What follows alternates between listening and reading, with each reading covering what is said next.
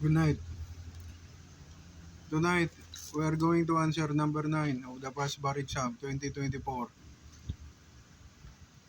in labor law and social legislation. Preston Salon and Spa PSS hired Nixon as a senior stylist in its Manila branch. Nixon signed an employment contract which provides that employees shall not engage in or set up within the same locality a business similar or related to the company during their course of employment and for a period of 1 year after their tenure. Thereafter, PSS received information that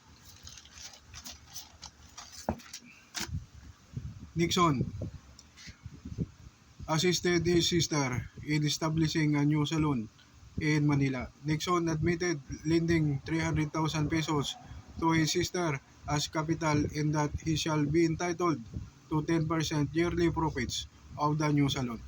Nixon also referred to former PSS employees as applicants to the new salon. After the required notices, PSS dismissed Nixon for violation of his employment contract. Is Nixon dismissal valid? Explain.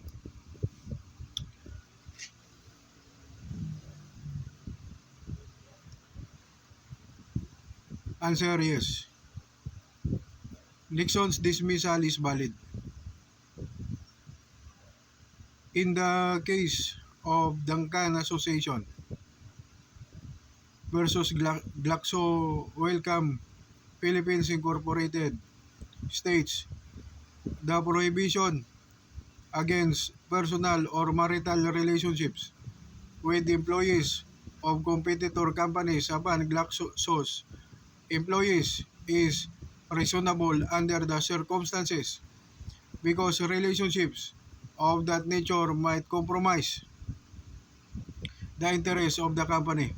In laying down the shared company policy, Glaxo only aims to protect its interests against the possibility that competitor company will gain access to its secrets and procedures.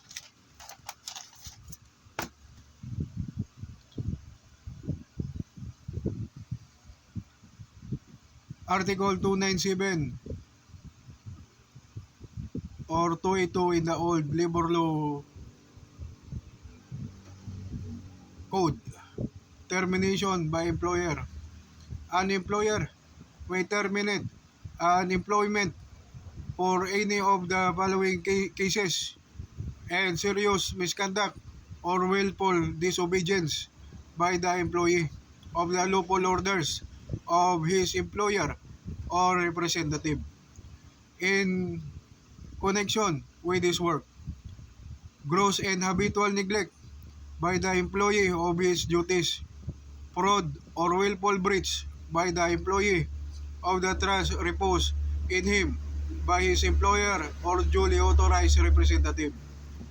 D. Commission of a crime or offense by the employee against the person of his employer or any immediate member of his family or his duly authorized representatives, and E.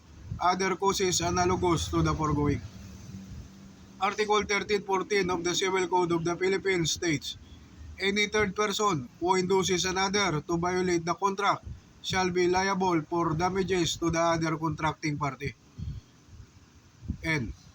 In same vein, constructive dismissal is a dismissal in disguise or an act amounting to dismissal but made to appear as it were not.